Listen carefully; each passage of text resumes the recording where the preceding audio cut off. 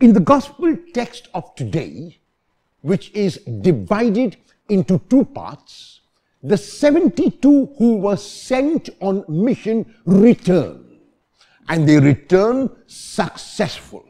They narrate to Jesus everything that has happened and how successful they were, and how the detachment from material things and the comforts of life and the detachment even from outcome of mission was so pointed and helped them when they engaged in mission. They narrate that they were able to see the change in people. They narrate that they could realize that people had been tangibly transformed as a result of their approach, and they are excited about this. The response of Jesus is not excitement, but turning to his Father in gratitude, because Jesus is aware that the mission is not his. The mission is the mission given to him by his Father. And so success and failure will not affect Jesus. He will not be too excited with the success in mission. He will not be despondent or depressed with failure in mission. And that is why the response of Jesus is gratitude. He turns to the Father and thanks the Father for revealing love, not to the learned, not to the intellectual, not to those who are literate alone, but to everyone who opens their hearts to this love. What is required to realize this unconditional love of God is not knowledge of the head.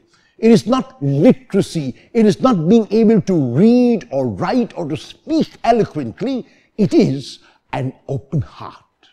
No matter how unlettered a person might be, no matter how a person might respond, if the person responds with an open heart, then God can communicate. And this is why Jesus thanks the Father. Jesus is very explicit that in order to know the Father, in order to know him, one can only do so by loving.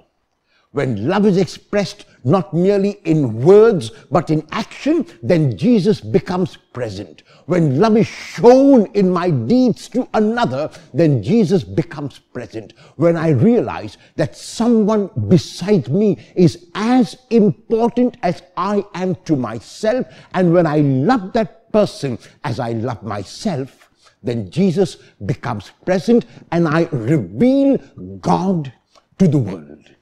The only language that people all over the world will recognize is love.